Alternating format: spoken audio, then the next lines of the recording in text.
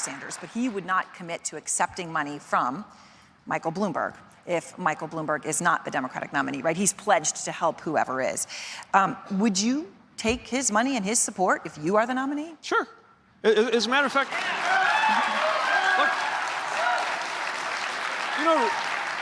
look right now, obviously, I'm competing against Mayor Bloomberg. We have, I think, different approaches and different visions. But, his philanthropy supported a $1 million effort in our community to help low-income people get transportation to go to work. I'm not going to reject that help because it came from a very wealthy person. This is the moment to bring everybody that we can into this effort. And I promise exactly one thing in return for any contribution, which is we're going to take that contribution and use it to go beat Donald Trump. So, you talk about something he did in your community, but obviously Amy Klobuchar has said Bloomberg is, her words, she's hiding behind his ad spending.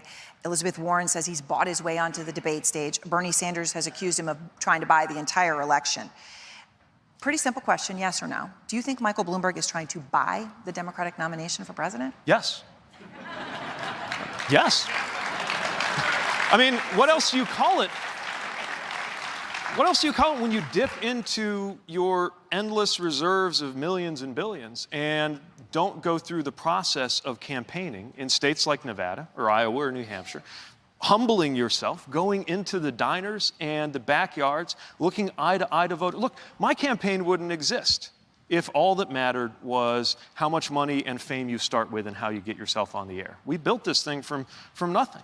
And we built it by having those conversations and letting voters pick apart what you have to say. And to try to just go around that by throwing colossal sums of money on television shows you what's wrong with our system. And I also believe it's not the best way to pick our nominee or the next president.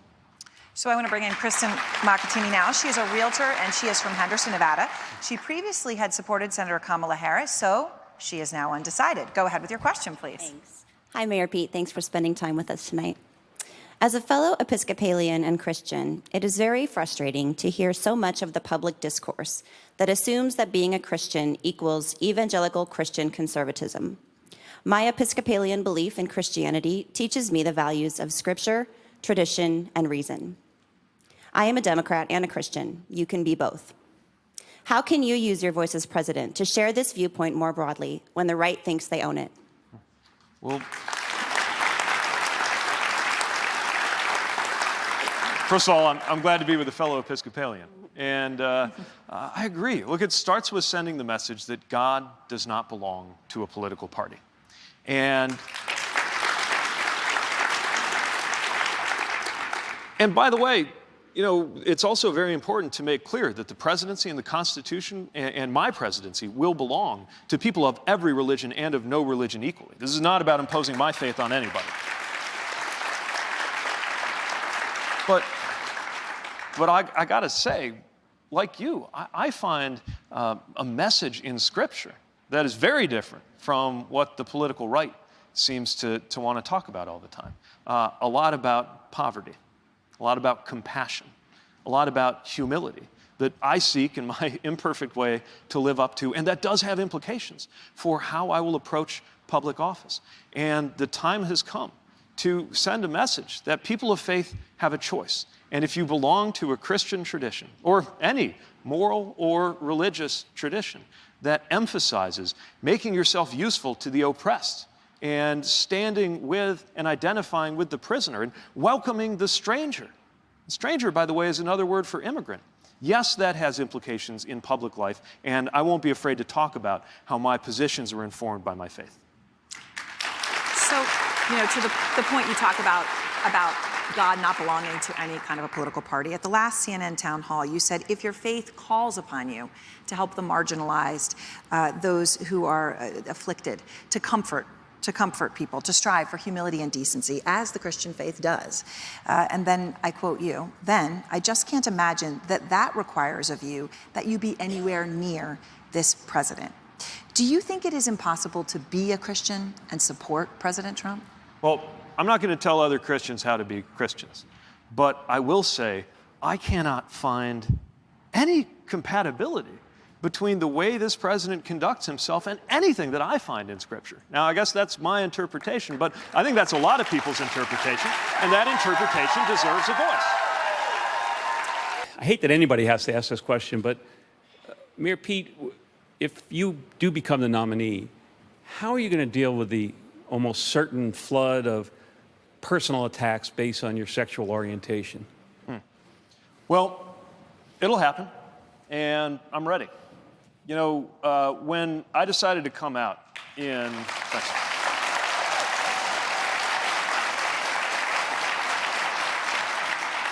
When I decided to come out, it was during a re-election year in South Bend. I was up for mayor. I decided after my deployment that I was just too old to not have a personal life, and made that personal decision, not knowing what the effect on my career would be or on being able to win.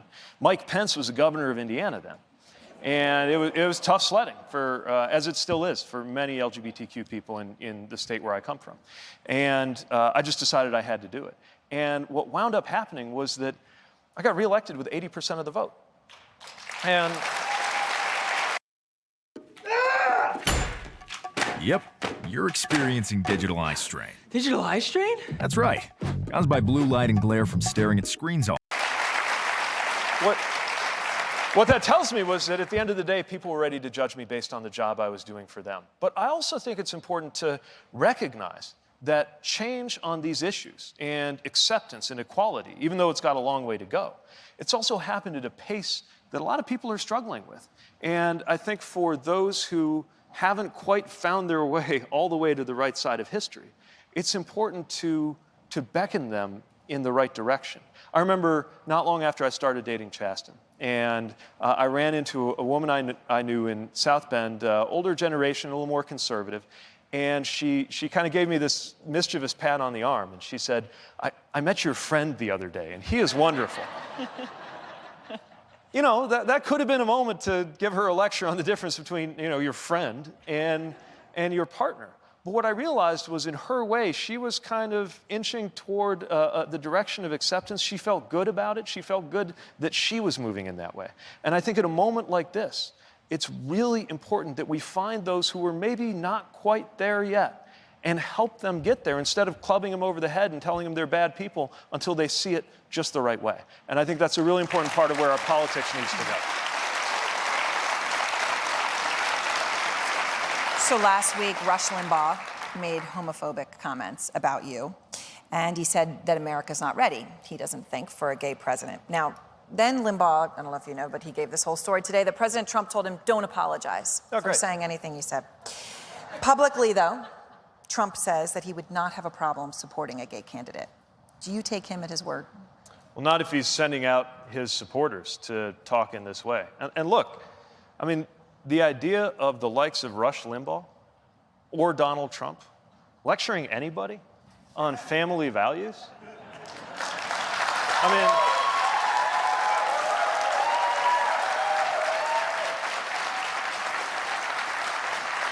I'm sorry, but one thing about my marriage is it's never involved me having to send hush money to a porn star after cheating on my spouse with him or her. So, they want to debate family values? Let's debate family values. I'm ready. All right. Our next question is from Nick Elefantis. He is a high school government teacher. He is from Las Vegas and also undecided. Nicholas, please. Good evening, Mayor Buttigieg. Hi. It's widely acknowledged that the public education system in Nevada and across the nation is broken. Part of it is due to the attrition of teachers. We're faced with low salaries and crippling student debt.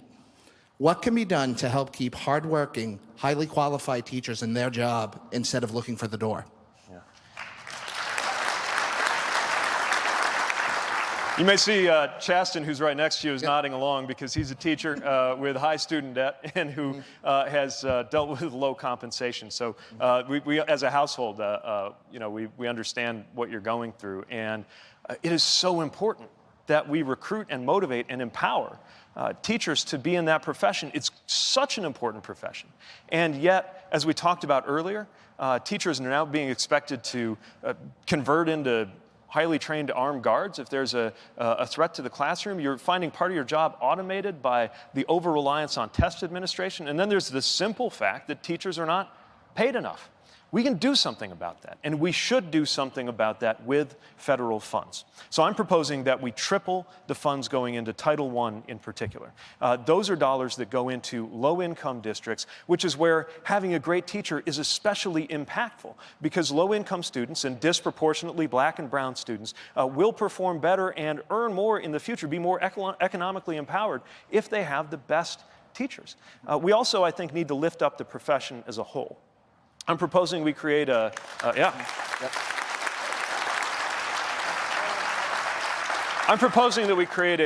education access corps. The idea would be to link up high-quality teaching programs across the country, and if you participate in them and then commit to teaching in one of those Title I programs, you have a portable teaching license you could take anywhere, and you get your student loans forgiven if you do have that debt in exchange for agreeing to be a teacher in such. People take a lot of things for granted in life. They hate their job or they don't like to work. Be in my shoes and get that taken away. It's an important area. Bottom line is, as I like to say, is that if we respected our teachers just a little more like we do our soldiers and paid our teachers just a little more like we do our doctors, this country would be a better place for all of us. All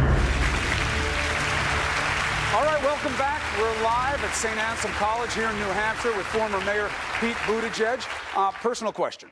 Yeah. Now, you've said in the past that you once feared that being gay could be a career death sentence. Now, we see where you are at the top of the Iowa caucuses. And you've described that as a moment of validation for the LGBTQ community. I want to know, what did it mean to you personally? And I want you to tell the audience and the member of the LGBTQ community who's out there watching right now what you want it to mean for them. Yeah, I mean, everyone's story is different, but the thing I want people to hear is that it gets better. And this really was something that I would have done anything at a certain time in my life. I would have done anything to not be gay. And believe that as that reality became inescapable, that it might cost the chance to serve in uniform or in office. And here I am now finding that very same fact that I thought might prevent me from having an impact in the world, at least a certain kind of impact in a certain kind of way, is actually very much part of the impact I get to have now. I mean, I'm not running to be the gay president of the United States. I'm running to be a president for everybody.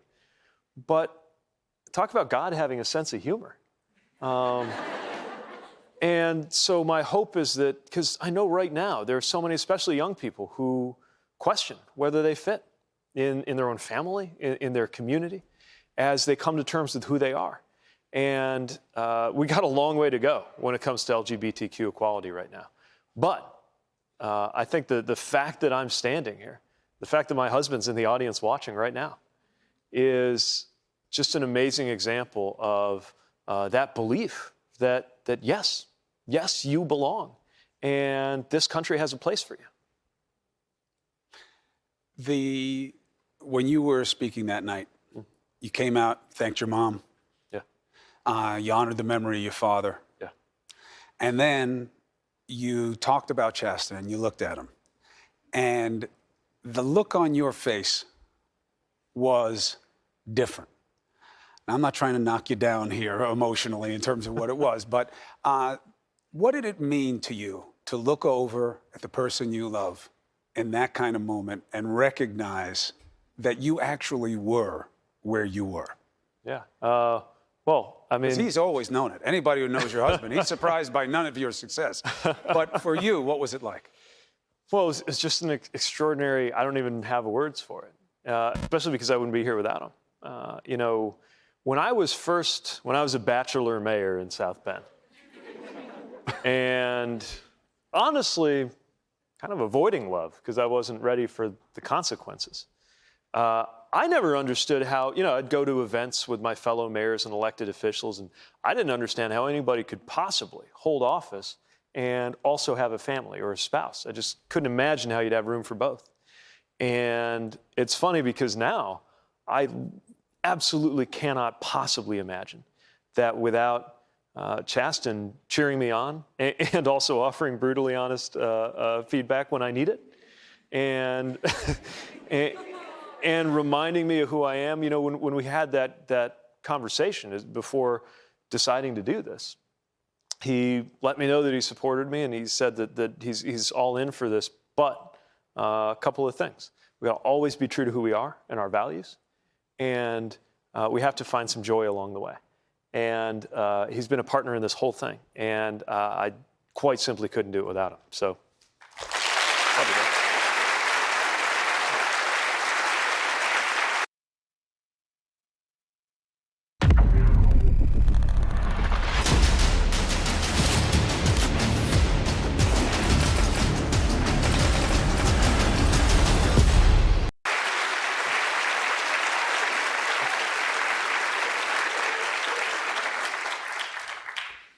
I'm very interested to see how he liked that answer. We'll see.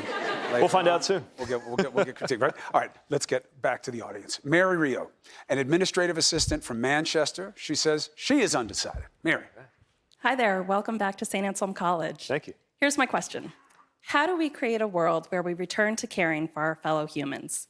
We have kids in cages, separated from their families as they flee violence and unspeakable horrors in their homelands. Kids in cages. Seriously, it absolutely blows my mind. If we all can't recognize and correct such obvious wrongdoing, how do we find ways to come together and compromise on issues that aren't so blatantly black and white? You're right. It's a moral stain on the country, some of the things that are going on. And kids in cages is just one example, one of the most excruciating examples to think about. And again, for a president to thump his chest at a prayer breakfast when he's responsible for that going on, I got to ask myself the question, what does God think of that? I imagine God thinks that's pretty messed up. And we all have to recognize that political choices are moral choices too, that no one can defend harming children, which as a matter of policy is, this should go without saying, but I'd better make sure that I've said it. There will not be family separation. There will not be this treatment of children. And when I'm president, there will be no such thing as a for-profit detention facility for children.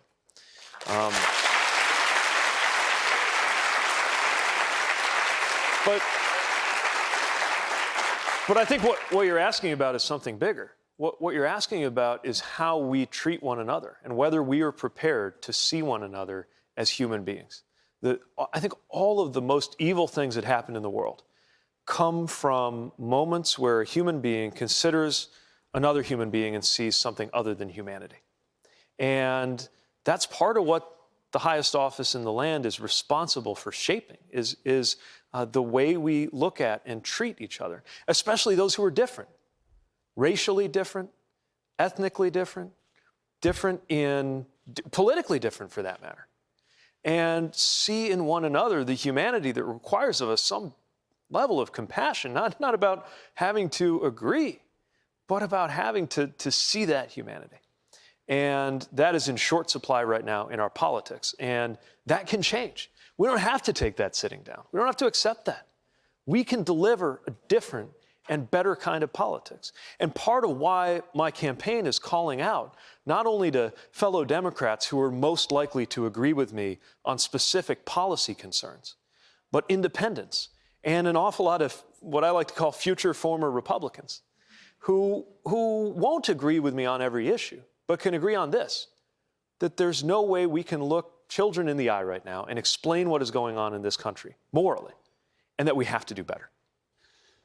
Let's take a different take on this issue, because you're at St. Anselm, and this is the home of Catholic catechism and the understanding of one of the greatest theologians that we've ever had about faith as understanding and understanding the collective responsibility. So let's say you're not here and you're out there on the hustings and somebody says, but they broke the law and we don't have room Because the president isn't just interested in illegal immigration, he's interested in reducing legal immigration. Whether the administration wants to own that or not, it's clear from their policies. That's right. And they say, but there are too many. And my own family is suffering, and they came illegally, and you have to uphold the law. Yeah. How do you speak to those people about this? Well, it's that this has to be a country that manages things like immigration in a way that aligns with our values and our laws. Part of it is that we need to update our laws, which haven't been changed since the 1980s, and have made it impossible for us to manage immigration in a common sense way. But part of it also is recognizing that immigration is part of the lifeblood of this country. And when I think about the city that I served as mayor for 2 terms, we're not full. We lost tens of thousands of people after the factories closed. We need more people. And there are so many communities that I go to, especially in rural areas, that don't just have a job growth challenge, they have a population growth challenge. It's why part of what I've proposed is what we call community renewal visas, as part of my vision for how we increase the economic prospects of rural areas, is that if an area that's hurting for population wants to welcome more, and many do, even in more conservative areas, that they can apply for an allotment of community renewal visas that fast-track folks who are new to America and will commit to living in those communities. We need to lift up the role of immigration as an engine for our economy, for the development of our communities, and not just pay lip service to legal immigration, which is what this administration is doing, even as they make it harder for people to go through the lawful process, not to mention the cruelty toward those who are undocumented. We need to actually fix it. And here's one more example of an issue where most Americans can agree. Most Americans agree on a pathway to citizenship, protecting dreamers, simplifying our lawful immigration policy. And if most Americans can agree on that, the time has come for presidential leadership to make sure that a majority of the American people is finally reflected by a majority on the floor of the American Congress.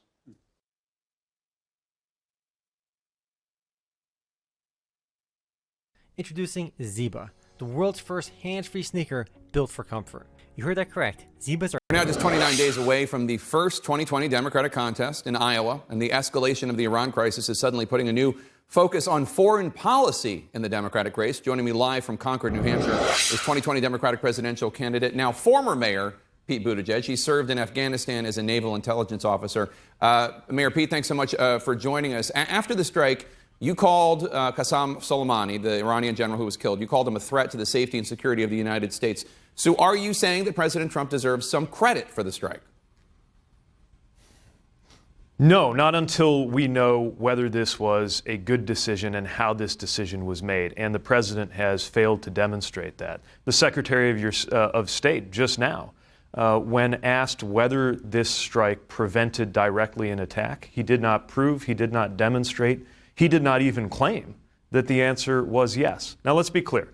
Qasem Soleimani was a bad figure. He has American blood on his hands.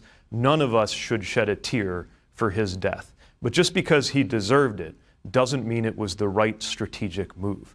This is about consequences. This is one of the most volatile places in the world, and we need answers on how this decision was reached, whether there was an alternative, and whether the president has thought through the consequences, in particular for American lives, not just the troops who are on planes going to the Middle East right now, but U.S. citizens around the world whose lives may be at risk because of the fallout from this action. Until we get answers on that, then this move is questionable, to say the least. The chairman of the Joint Chiefs has said that there was compelling intelligence of a significant campaign of violence that was going to be leveled against Americans within days, weeks, or months. If you were commander-in-chief and had a chairman of the Joint Chiefs who was bringing you information like that, do you think you would have ordered the strike?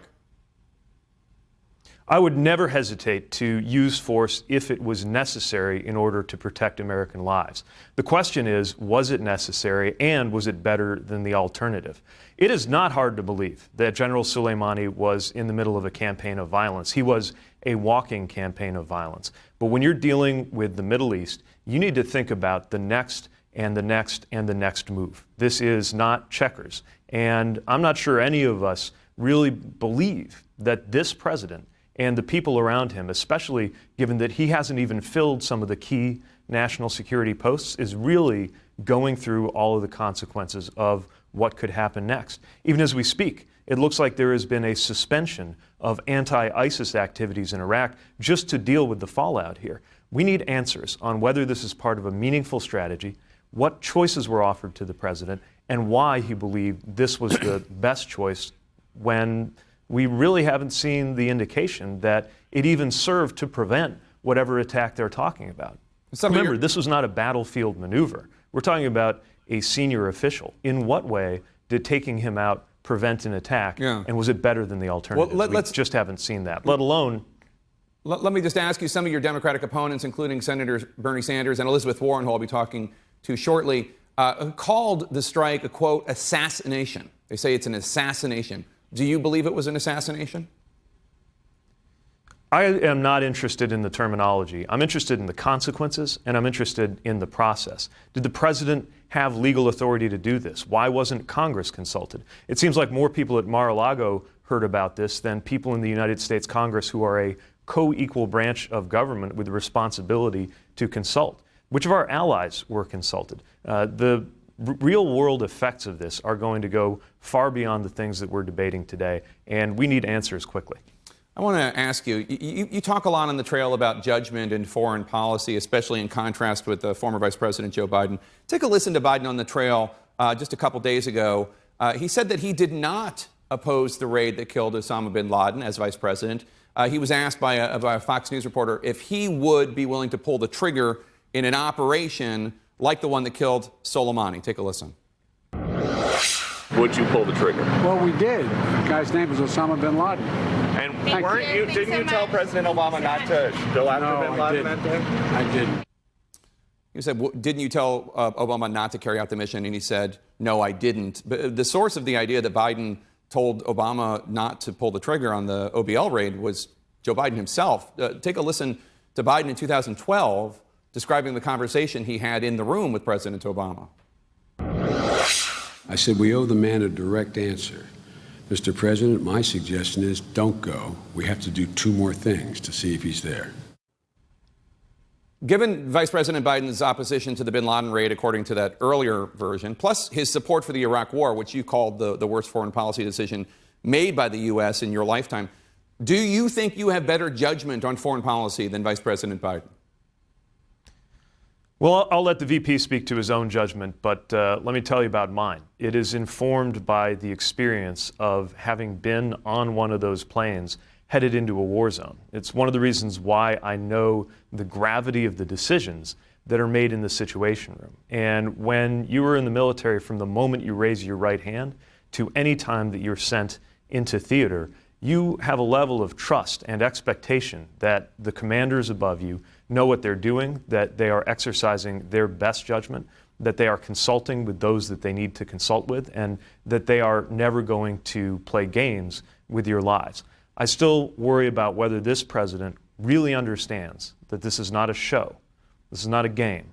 Lives are at stake right now. And my experience has shown me just how much is on the line when we ask our troops to go out and carry out these policies.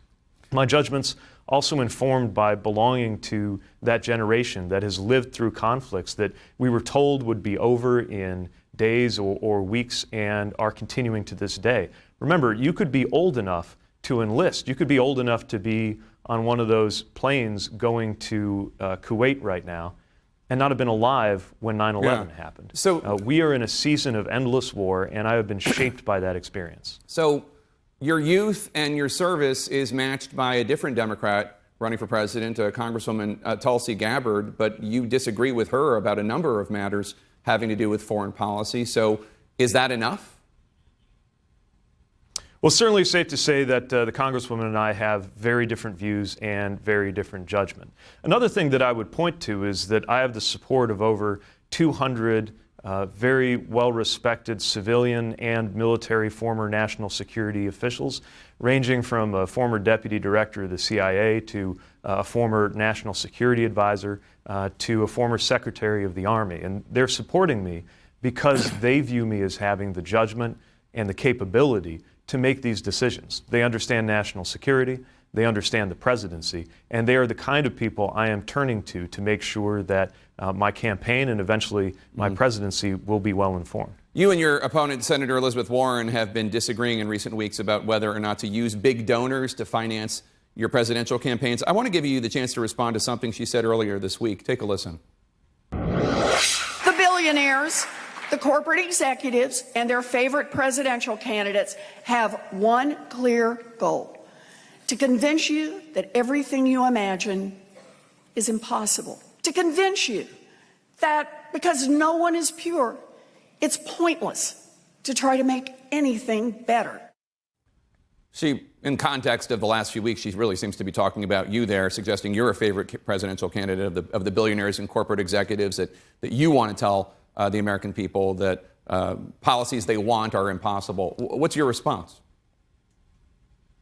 I'm not running based on what's impossible. I'm running based on what's possible. A bold policy agenda that would make me the most progressive president we've had in a half century, that we can do in a way that will actually unify and not polarize more of the American people.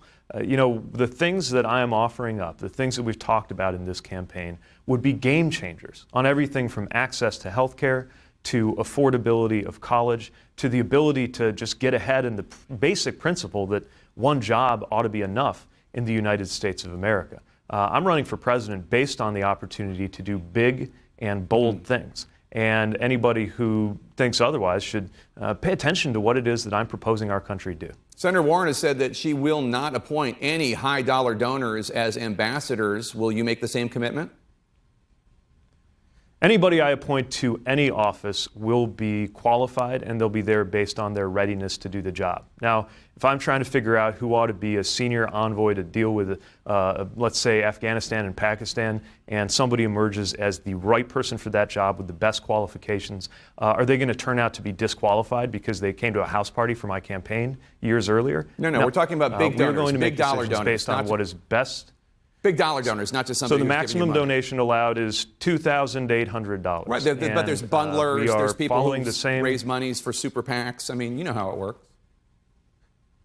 Yeah, and how it's going to work in my administration is that any candidate to be appointed to any important position will be there on their merits and will be neither qualified nor disqualified based on the idea that they supported and believed in my campaign.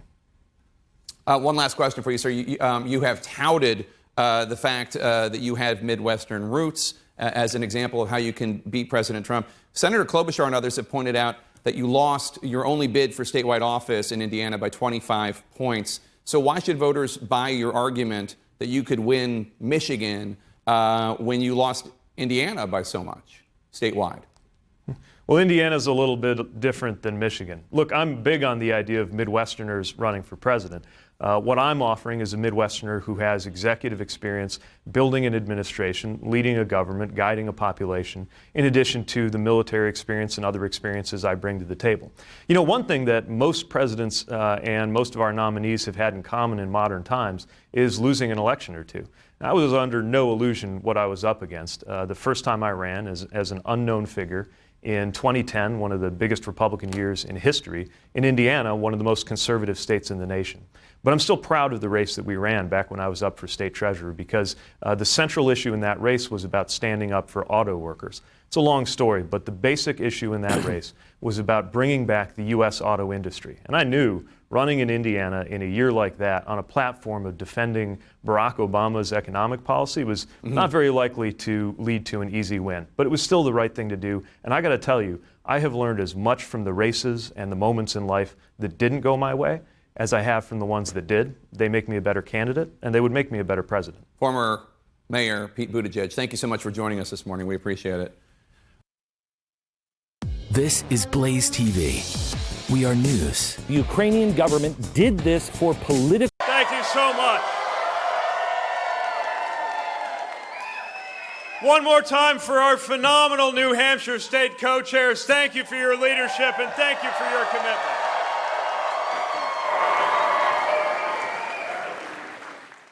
Thank you to our extraordinary national co-chair, Congresswoman Annie Kuster, who knows how to raise the roof and how to get out the vote.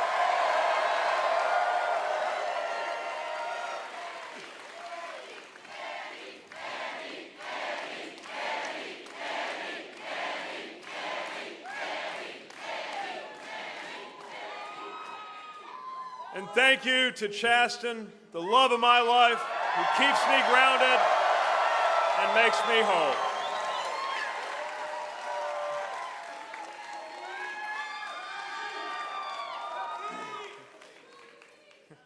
I want to congratulate my competitors and their supporters on their campaigns here in New Hampshire.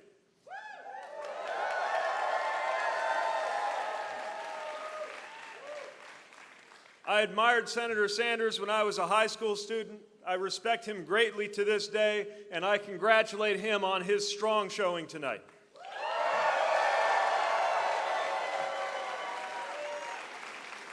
And I want to congratulate Senator Klobuchar, Senator Warren, Vice President Biden, and all of our Democratic candidates and supporters.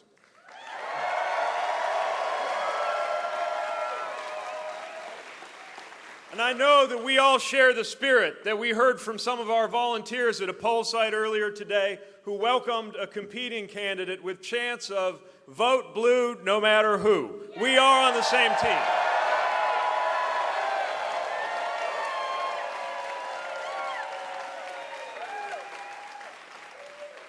Now, over the past year, some 24 campaigns have crisscrossed this state, each laying claim to the ability to bring people together, turn out the vote, and move Americans toward a brighter future. That too. And here in a state that goes by the motto, live free or die, you made up your own minds.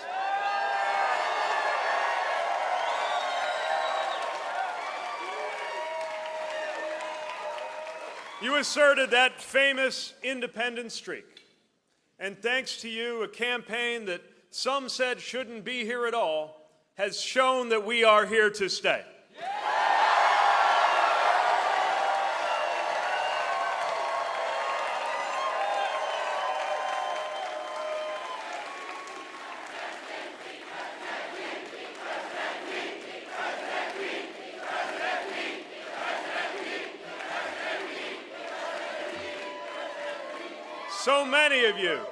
So many of you turned out. Die-hard Democrats, independents unwilling to stay on the sidelines, and even some newly former Republicans ready to vote for something new.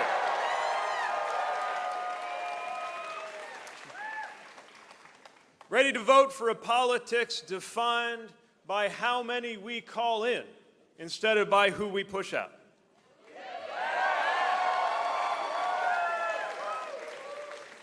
So many of you chose to meet a new era of challenge with a new generation of leadership.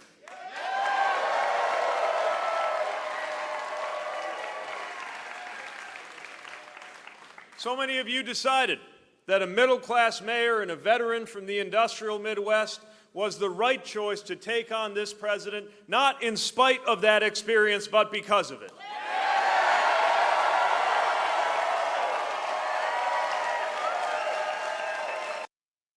Busy, busy. That's life for you. So while you get to it, we're going nonstop to keep you running. No running around. Now our campaign moves on to Nevada, to South Carolina, to communities across our country. And we will welcome new allies to our movement at every step.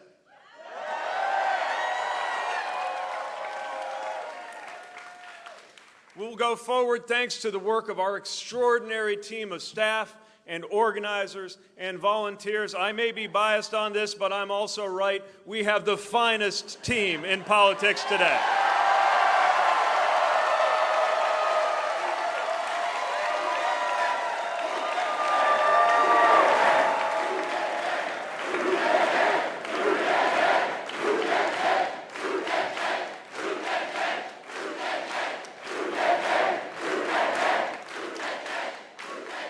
And I want you to know that you don't just represent me well, you inspire me. And I cannot say enough how thankful I am to our extraordinary team.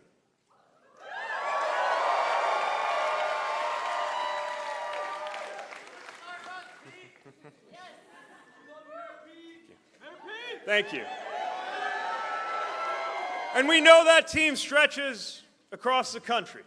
We go forward fueled by hundreds of thousands of grassroots supporters, from the woman in Minnesota who donated in honor of the wife she lost to lung cancer, to the veteran from Connecticut who sent $19.68 in honor of the year that he served in Vietnam. This campaign belongs to them.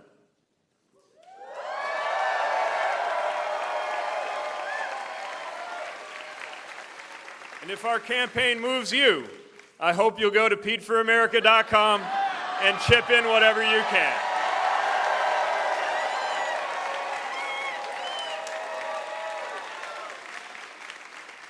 And we go forward knowing that this is our chance, our only chance. Not just to end the era of Donald Trump, but to launch the era that we know must come next.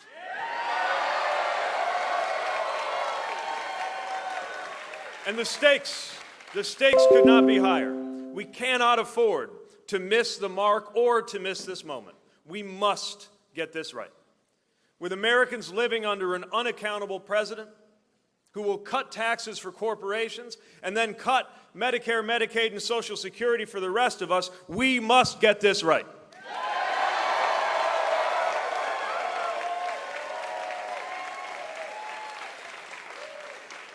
When people of color fear for their own place in their own country, while infants are torn from their parents at the border, we must get this right.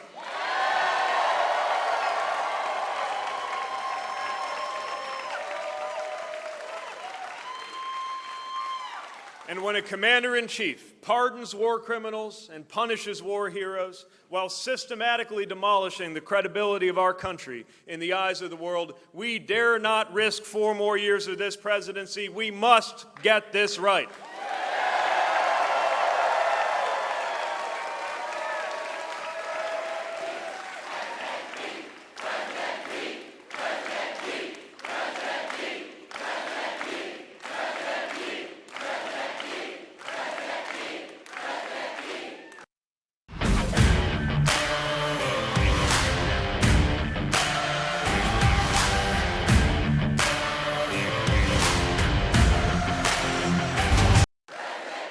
Now,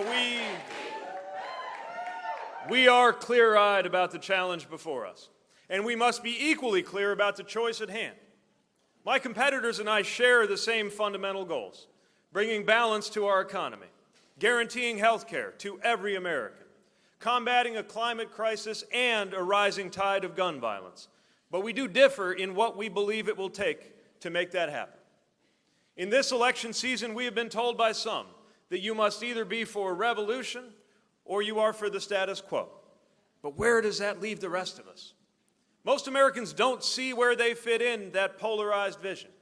And we can't defeat the most divisive president in modern American history by tearing down anybody who doesn't agree with us 100% of the time.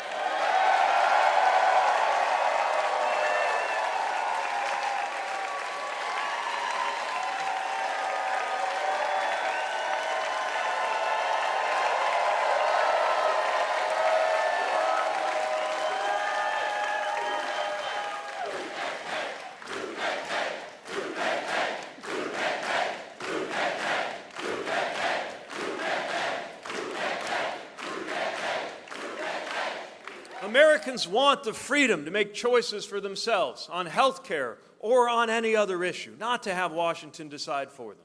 And a politics of my way or the highway is a road to re-electing Donald Trump.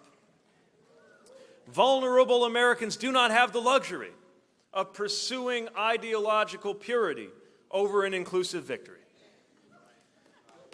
We know this. We also know better than to try to defeat such a disruptive president by relying on the same Washington framework and mindset.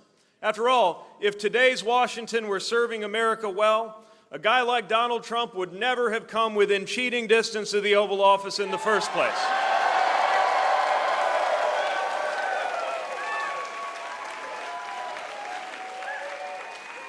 So to win and to govern, we need to bring new voices to our capital. We need to get Washington starting to work more like our best-run cities and towns rather than the other way around.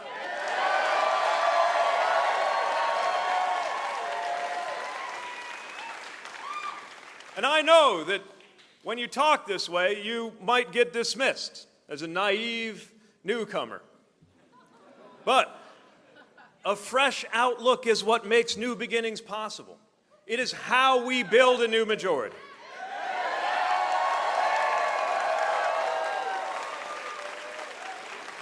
And election after election has shown us that putting forward a new perspective is how Democrats win the White House, and we will win the White House.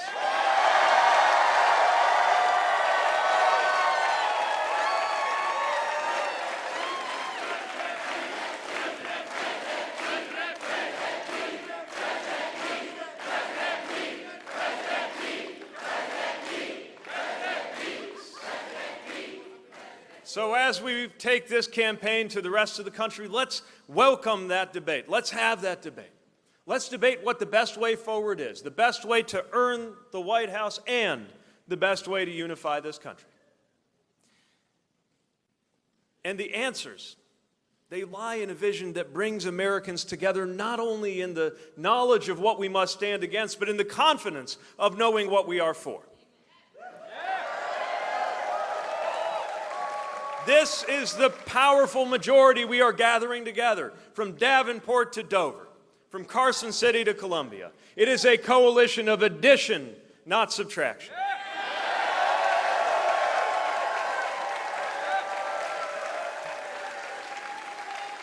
It is a movement reaching into church basements and barbershops, into universities and union halls, carrying the same values with us everywhere we go. We saw that coalition awakening. We saw it tonight in cities and suburbs, from the seacoast to those industrial towns too often left behind.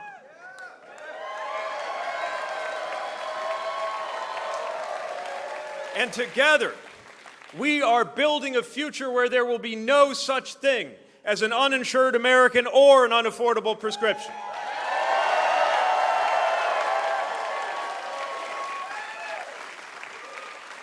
That's what we can deliver with a plan most Americans can get behind. Medicare for all who want it, ensuring care for every American, but trusting you to choose whether you want it and when you want it.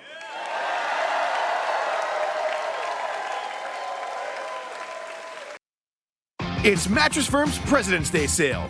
For a limited time, save up to $500 on select Tempur-Pedic adjustable mattress sets. Plus, get $300 bonus cash good towards sleep accessories.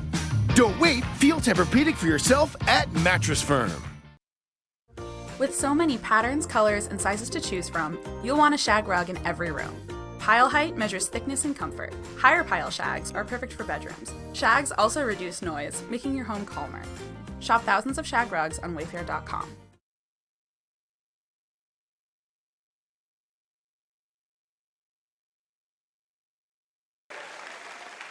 Together, we will stop enabling corporate greed and start raising wages, empowering workers, and making good on the idea that one job ought to be enough.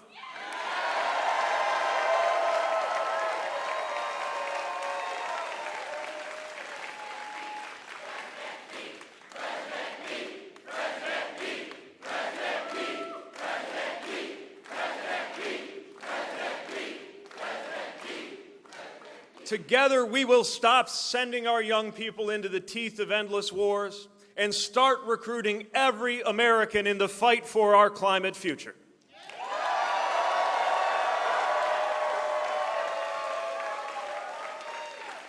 Together, we will mobilize the overwhelming majority of Americans demanding common sense action to protect our children and communities from gun violence.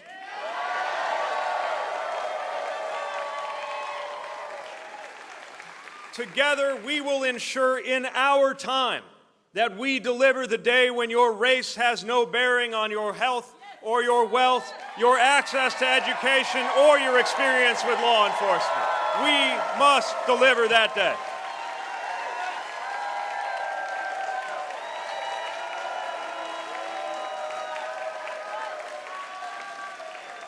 Together we will deliver a democracy worthy of the name. No more manipulated districts, no more dollars outvoting people. And whether it is the black vote in Georgia, the native vote in North Dakota, or the student vote here in New Hampshire, no more voter suppression.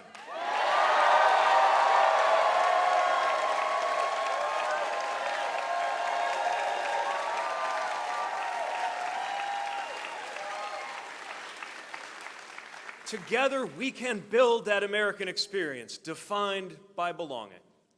We can say to a young woman in a hijab, enduring taunts because of her religion, to a young man feeling fear instead of safety when he spots the lights of a police vehicle, we can say, you belong securely in the heart of the American project.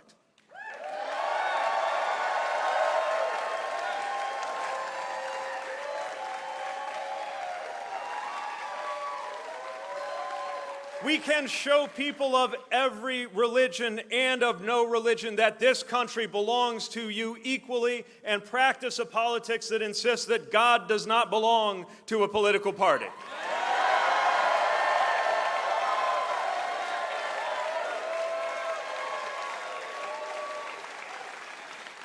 We can tell an auto worker thrown around by tectonic shifts in our economy that, yes, our economic future has a place for you, and we need you in it.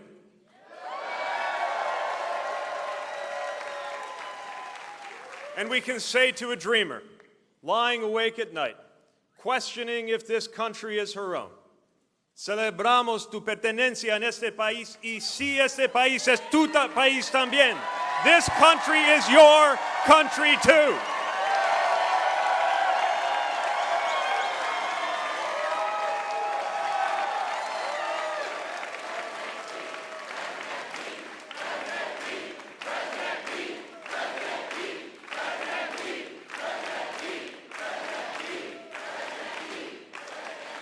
That better future can be ours.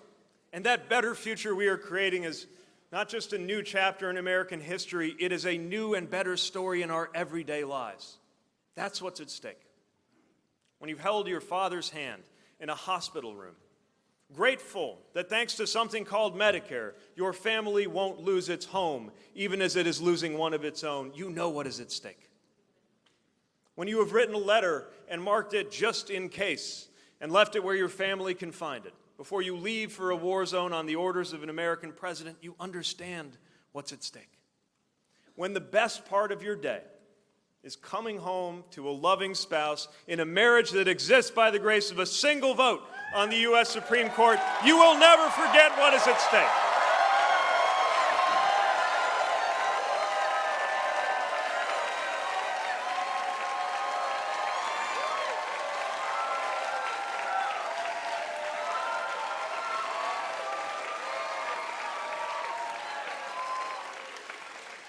This election isn't just historic, it is personal. It is urgent, and we know why we're here. We are here because the purpose of the presidency is not the glorification of the president, it is the empowerment and the unification of the American people.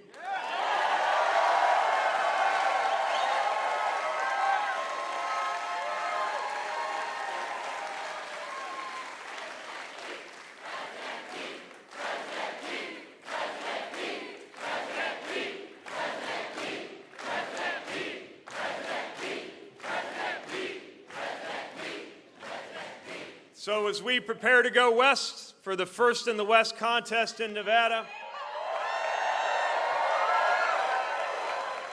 as we head to a state that looks like the future, I ask you to join us in taking a stand for a better tomorrow. Join us as we turn the page to a new chapter in America's story and a better day for each of us. And when we do, one day books will tell not just of one election, but of the era that began with you here in New Hampshire. Thank you. I bring in James Doty. He's a professor of neurosurgery at Stanford. Professor? Hi. Thank you for your service and your position in politics. The question I'd like to ask you is, as you pointed out, Vice President Pence is obviously quite conservative. And in regard to these conservative views, in regard to religion and his sexuality, in comparison to the average voter or the voter in Indiana, let's say, are his views an aberration, or is this really representative of the state? Or are most people more like you in your more liberal views about us as humans? Please don't judge my state by our former governor.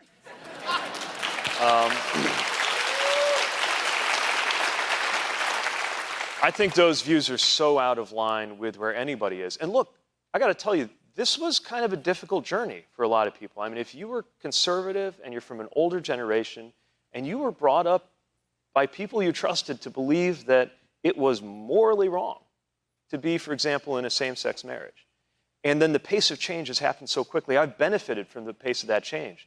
But I also understand how disorienting it must be for people to have gone through that. So when we had this huge and painful controversy in 2015, when Mike Pence divided our state with this so-called Religious Freedom Restoration Act, which was really a license to discriminate, provided you remember to mention your religion as an excuse for discriminating. That's what that was. When that happened, we worked really hard to invite people who were struggling to come onto the right side of history but wanted to get there, to feel that we weren't going to judge them because they had struggled. We just wanted them on our side. But the amazing thing that happened in Indiana was that Democrats and Republicans rose up. There was a coalition of mayors, business leaders, sports leaders. I think even NASCAR put out a statement saying they were disappointed. And the business Republicans in our state revolted right alongside us progressives. And so that shows me that there is a belief in just decency that really does stand against that kind of social extremism.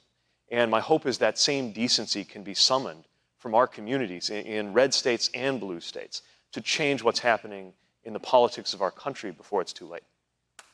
Do you think Vice President Pence would be a better or worse president than President Trump?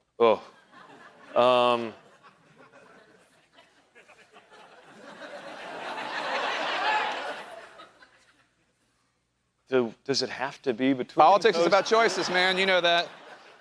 I mean, I don't know. It's really strange because I used to at least believe that he believed in our... I've disagreed with him ferociously on these things, but I thought, well, at least he believes in our institutions and he's not personally corrupt. But then how could he get on board with this presidency? How could somebody who, you know, his interpretation of Scripture is pretty different from mine to begin with. Okay, my understanding of Scripture is that it is about protecting the stranger and the prisoner and the poor person and that idea of welcome. That's what I get in the gospel when I'm in church.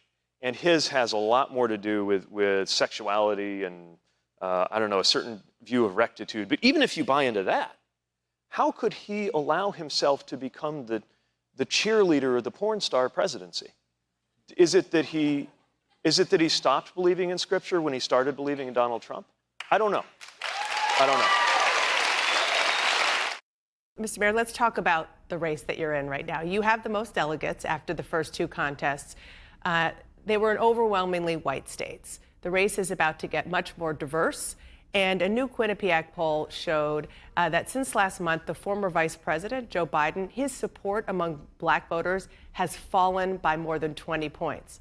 But Mayor Bloomberg, his support among black voters has tripled to 22%. You, on the other hand, you're at 4%. Why aren't those voters coming to you?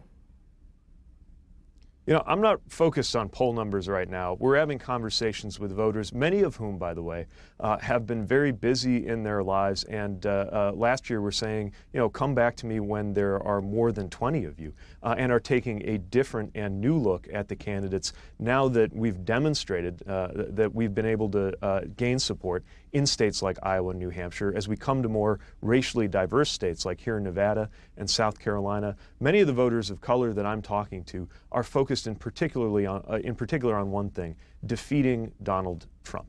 Look, nobody is experiencing the pain of living under this administration more than voters of color. And I'm talking to a lot of highly pragmatic voters who want to know more than anything else that you can put together the organization and the message that will decisively defeat this president. And There you is feel so much confident on the you line can right convince now, them and we because have got to get this right. Forgive me. You feel confident you can convince them because part of the kind of the narrative or the question going into these votes is whether or not success would beget success. You've had success, and you feel confident that voters of color are going to see that and look your way in a way that they haven't before? Absolutely. I mean, I still have to go out there and earn it. This is a process of earning trust with voters who have every reason to be skeptical, who have often felt taken for granted by the Democratic Party, who are, again, very pragmatic right now, too. And so I am not going to take any vote for granted, just as I'm not going to leave any vote on the table. We are campaigning hard here in Nevada, across the country. We'll be working hard in South Carolina, too. I believe we're in a position to earn the support that we need, not only to win, but in order to deserve it. So your rivals, I know you've heard, they're criticizing you for holding high-dollar fundraisers all over the country. And you have said that you're doing whatever it takes to beat Donald Trump. But right now you're in a race for the Democratic nomination. And Senator Sanders, for example, is raising more than you without holding those high-dollar fundraisers. Is it fair to say that what you're doing now is whatever it takes to beat Bernie Sanders and your other Democratic rivals in order to get to the point where you can go after Donald Trump? So let's be very clear. My campaign is fueled by over 2 million contributions. I believe the average contribution is under $40. It is the lifeblood of our campaign. And by the way, if you're watching right now and you can go to PeteForAmerica.com and help this campaign, that is a critical part to how we succeed. I am following the same fundraising practices that President Obama did and that our leaders have in order to make sure that we draw in all of the support that we need to win. And the campaign I'm building right now is not just for earning the nomination, it is for defeating Donald Trump, who, with his allies, has demonstrated that they will do anything to hold on to power. My campaign is about belonging. It is about inclusion. I don't define this campaign or define myself by whose help we reject. This is about making sure that everybody who shares these values, everybody prepared to defeat Donald Trump, is on the same team pulling together. And we built this from the ground up. Look, I'm not a millionaire. I haven't been in politics for years or decades. I don't have the advantages of having been a senator. We built this from scratch, and with the hundreds of thousands of individuals who have contributed to this campaign, people of all walks of life. I'm proud of what we've been able to do, and yes, this is how we are going to defeat this president. Last, before I let you go, Rush Limbaugh, to whom the president recently awarded the nation's top civilian honor, described you as a 37-year-old gay guy, mayor of South Bend, who loves to kiss his husband on the debate stage. Now, there has been bipartisan criticism of him for those remarks. I wanted to give you a chance to respond if you would like to. Well, I love my husband. I'm faithful to my husband. On stage, we usually just go for a hug, but I love him very much. And I'm not going to take lectures on family values from the likes of Rush Limbaugh. The headline right now, of course, Bernie Sanders wins the vote in the New Hampshire Democratic presidential primary. He's got the popular vote. He wins the popular vote.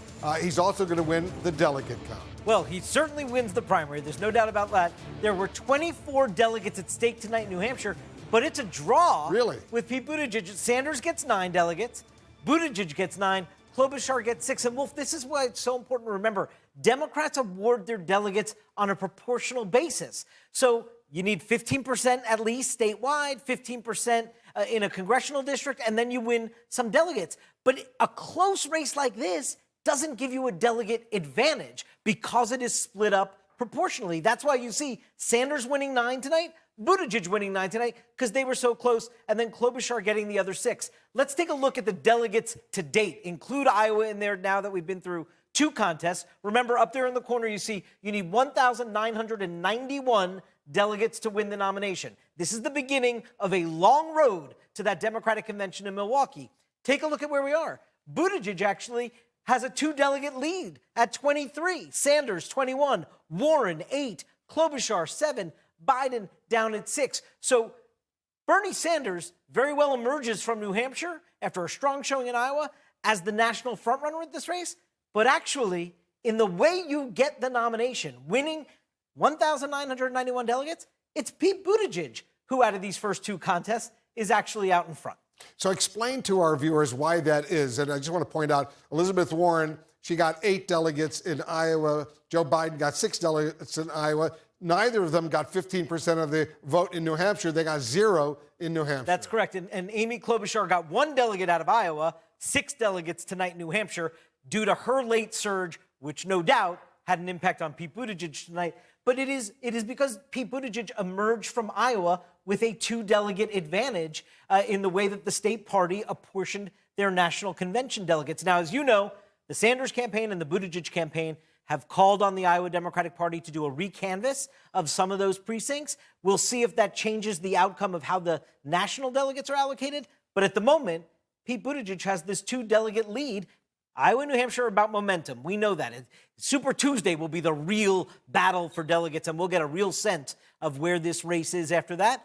But right now, you've got 2 people, the oldest and the youngest, in the field. Somebody winning over liberals, somebody winning over moderates. This is the choice right now. And Amy Klobuchar, who had such a strong night tonight, is clearly digging into some of the potential support that Buttigieg would have had. It's interesting, as you make an important point, Pete Buttigieg, he's 38 years old. Bernie Sanders is 78 years old. That's quite a difference between arguably the 2 front runners. I think we can call them the 2 front runners right now. Without a doubt. Without a doubt, we can. And yes, Buttigieg is calling for generational change. And of course, Bernie Sanders is calling for a revolution based on the policies he's put forth. They have a different agenda. They have totally different voter profiles. And they now are battling for the long haul towards Milwaukee, Wolf. All right, let's take stock. I'm here with John King. Let's take stock of the night right now. Let's look at the strength of Bernie Sanders in New Hampshire, the strength of Pete Buttigieg in New Hampshire. Also, Amy Klobuchar, she came in third. It's remarkable. You look, 4,200 votes and change. We're at 93%. You see these lighter gray towns. Those are the ones we're still waiting for. Vote is in just about everywhere else. All of the vote is in just about everywhere else. We're just waiting for these towns. And so let's take a look. You want to say, number one, if you go back in time, this will be a conversation among Democrats. Emphasis, a win is a win. However, in a 2-candidate race, he's from the neighborhood 4 years ago. This was a blowout. Sanders had to fight for New Hampshire this time. He did not. He not only won the progressive votes, he won the protest votes, the anti-Clinton votes. He ran it up last time. This time, this is a battle, and a great battle, a very competitive battle. People will be analyzing this one going forward as you look. So if you just want to look at the strength of Senator Sanders, let's just take places where Sanders ran first. These are the towns. Add in second, add in third. So you see some Buttigieg and some Klobuchar. Mayor Buttigieg is the lighter green. Senator Klobuchar is the darker green. But in all of these places, Sanders placed either first, second, or third. Obviously, the light blue is where he placed him first. That's pretty impressive, right? That's pretty much the entire state. Most of those other places are what we're missing. The vote's not in yet. A lot of them small towns up here in the north. But that's an impressive showing. So that's why he's leading in the vote in New Hampshire, and he's been projected to be the winner. We'll wait for the final votes to come in. So let's go down here and look at Mayor Buttigieg. First, the Vermont border there is interesting. That's Bernie's territory. Second and third. Again, just like Senator Sanders, Mayor Buttigieg, competitive across the state, as he was in Iowa. Good organization, turning out your people. If you're not winning first, that's the lighter green. You're coming in second or third. That's how you stay competitive in a statewide race. If you're not going to win everywhere, that's what you got to do. Now you come down to Senator Klobuchar, who I think is the surprise here with her debate performance coming out. First, second, and third. Again, overlay those 3 maps: Sanders, Buttigieg, Klobuchar, where they came in first, second, and third, and you get pretty much the entire state, which is, they were competitive just about everywhere. If you want to just come at this from a different perspective, let me turn off Senator Klobuchar. This is where it's disappointing. You know, again, we heard from the former vice president. He says he's going to fight on. You're the former vice president of the United States. You didn't come in first anywhere. You came in second in a tiny, tiny town in the North Country, and you came in third in a couple of tiny, tiny towns up here, which is why it was so disappointing of a night for Joe Biden. And again, similar for Elizabeth Warren. Turn off the former vice president. Bring up Senator Warren from neighboring Massachusetts, the New Hampshire leader during the summer. First, nowhere.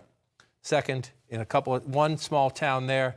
Third, in a few more places there. Again, disappointing, especially for a candidate who throughout the summer. Neither one of them got anything in the southern part of the state where the people are. Right. That's if you're reassessing your campaign organizations tonight. You're trying to figure out what to do next. You're trying to figure out, Do you need to talk about your message? Do you need to talk about your staff? Do you need to talk about what you're focusing on in your television ads? Can you raise money? All of these campaigns. Again, it's a very bad night for Senator Warren, former Vice President Biden. You have to go down below to find him. They say it's not over. We'll see what it plays out. It's only 2 states. So you say, okay, let's see. Both of them have a brand. Both of them have an organization. Both of them, though, are going to have a hard time raising money now because of this. Elizabeth Warren thought she would do well in New Hampshire since she's from Massachusetts, which borders New Hampshire. The landscape changes, though, as we now move to Nevada and South Carolina. It does, and that's what you've heard the panel talking about tonight. That's what you hear Senator Warren and Vice President Biden talking about. We move on next to Nevada. Caucuses there. Let's cross our fingers that they've learned a lesson from Iowa. Then we move on to South Carolina from there. And these are very different states, Let's first look at where we've been. Let's stretch this out a little bit. Iowa and New Hampshire is where we've been. 91% white, 93% white when you round it up. Tiny Latino, tiny black population in Iowa. Tiny Latino, tiny black population. We have been in very overwhelmingly white states for the first 2 contests, which is why, if you're the former vice president, if you're Senator Warren, you say, wait a minute, let's go someplace where we have more Democrats, a more diverse electorate, and they will get that. This is the citizen voting age population statewide. So in Nevada, 20% Latino, nearly 10% black, 8% Asian. The percentages of these groups in the Democratic primary will be even bigger. This is the statewide population. So in Nevada, you have a competition for a much more diverse electorate. Then you come over to South Carolina, the same. Nearly 68% white, but 27% if you round it up, black population, a smaller Latino population here. But again, these percentages are statewide in this graphic. They will be bigger than that in the Democratic primary. So Democrats have to compete for the most reliable constituency of the party there. This will be a much more diverse electorate. One of the conversations you're seeing tonight, especially in the Klobuchar and the Buttigieg camps, is they don't have great relationships in the African-American community. Can they get people into those states? Can they find people from back home, character witnesses, if you will? Can they start to organize quickly? Latinos and African-Americans here, mostly African-Americans here. You have momentum coming out of New Hampshire. The other candidates obviously want to stop you. So what happens in the next several days in these states will be fascinating. What money goes in, what staff goes in, what ambassadors do you find if you're like Buttigieg and Klobuchar and you don't have a national name in these communities? It's going to be interesting to watch in the days ahead. South Carolina, I think 60% of the Democratic vote is African-American. In a Democratic primary. One of the reasons that Joe Biden rushed off to South Carolina earlier in the day. Then Super Tuesday all of a sudden comes along 3 weeks from today. I think you got 14 states, and that's going to be huge, including California and Texas. And in a lot of those states, Bloomberg has been on the air now for weeks. We didn't mention Mayor Bloomberg all that much tonight. But when Super Tuesday comes, then bang, money matters. California, Texas, other big states. And then throughout March, every Tuesday in March brings us a big election night, which is why you can say after tonight, you know, these 3 candidates, same 3 candidates who came out of Iowa with some good momentum.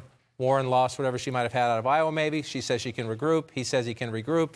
Tom Steyer's a billionaire, so he's competitive in South Carolina. He's been spending some money in South Carolina. The question is, where can they do some business quickly, get more momentum out of Nevada and South Carolina? Because then you get into the very expensive Super Tuesday, followed by 2 more big Tuesdays after that.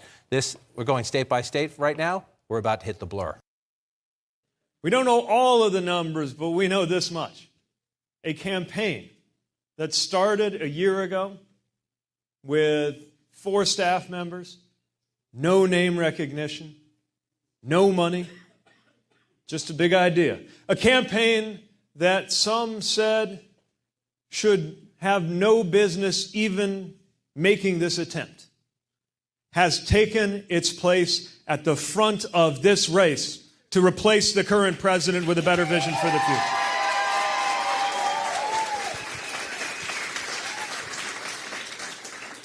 And no matter what happens next, this much is undeniable. That fact represents an astonishing victory for this campaign, this candidacy, and this vision that you all have been a part of.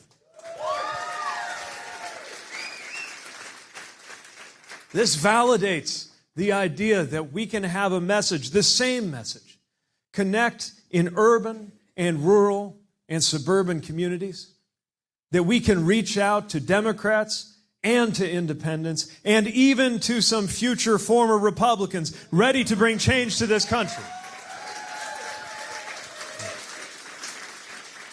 It validates the idea that we can expand a coalition not only unified around who it is we're against, but around what it is that we're for. And it validates for a kid somewhere in a community wondering if he belongs or she belongs or they belong in their own family. That if you believe in yourself and your country, there's a lot backing up that belief.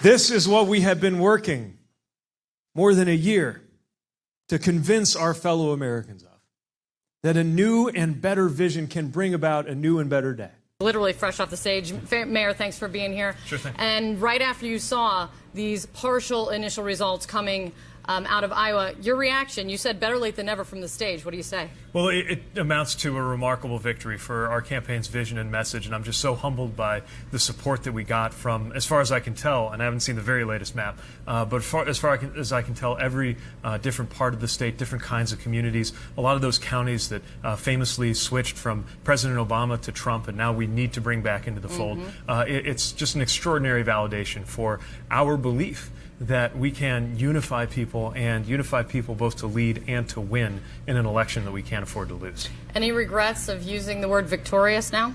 Not at all. I mean, this is definitely a victory for this campaign. I know we got some more math coming in, but any way you cut it, for a campaign that folks said had no business even daring to try to get on the stage a year ago, we've been able to do something extraordinary, and it's a credit to the team, to the organizers that we had, to the values that they carried as they engaged with caucus goers, and above all, I think to the vision that we are offering to turn the page and move to the future. Look, I've been following you not only throughout your campaign, but all throughout today. And on stage just now, you became emotional in the moment talk. What does this moment mean? It's extraordinary. This is a moment that we have been building towards from when we first opened that exploratory committee with 4 people in a tiny office in South Bend.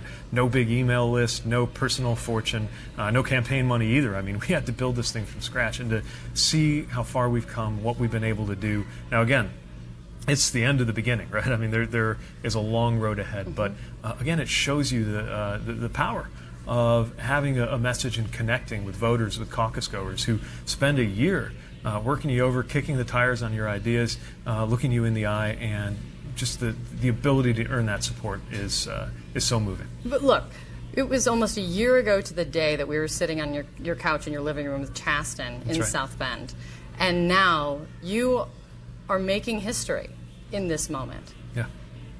Just let that set in. And what does that mean? You are with the first contest in the rearview mirror, you are the leading candidate right now. Yeah, it's extraordinary. And, you know, it also, I hope, means something to a lot of people wondering if they fit in. People who are different, people who don't know if they belong in their community or in their family. This is a proof that you can believe in yourself and in your country. Look, if it's not first out of Iowa, does second place change your reaction? No, I mean, look at where we are. I mean, to have come from where we've come from, to be a part of such a remarkable field of Democrats who I have different ideas from, but also admire and respect deeply, and to have come now to the front of this process. Well, I don't know what to call it other than a victory, and a humbling one when you think about where we began. Does the messy way that this is rolled out, does this rob you of momentum that you might otherwise have coming out of Iowa, heading into New Hampshire where we are now? Well, the single best piece of news our campaign got since we got into this race, it of course would have been nice to have gotten it yesterday, but I also think at the end of the day, this is about the road ahead. We have now been able to settle a lot of questions about what kind of organization we could put together and whether we could reach caucus goers, voters in many different kinds of places. But so much depends on what comes next. We got to make sure that we have a fundraising surge. It's why I'm always asking folks to go to p4america.com and chip in. We got to make sure that we have the right game plan and organizing game. Part of how we did this was the outreach that organizers were doing to get to know people. We got to be ready to do that, and more than anything else, continue to reach out with that message to some folks who may only now be tuning into the process. People who are waiting till there were less than 20 of us to sort through, that we don't have to choose between the best way to govern and the best way to win. The right way to do both of those things is to have a focus on the future. Look, still waiting for more results to come in tonight, well, maybe tonight, who knows, to be honest, how this is all played out. From Iowa, from the results that you're seeing, how does it shift your focus here in New Hampshire? Well, New Hampshire is a state that famously thinks for itself, doesn't want to be told what to do, and has a very strong independent streak. So it's, again, a matter of making sure that we find people where they are. And we've prided ourselves on campaigning, not just in big communities like Sounds to me no change Manchester. in strategy. In many ways, it's consistent. Look, the values of this campaign are going to be consistent. So is the overall approach. But we recognize that every place is different. In New England in particular, here in New Hampshire, we are competing against two competitors from neighboring states. We know that creates its own challenges. But we also know that when we look voters in the eye, tell them what this campaign is about, we get an extraordinary and powerful response.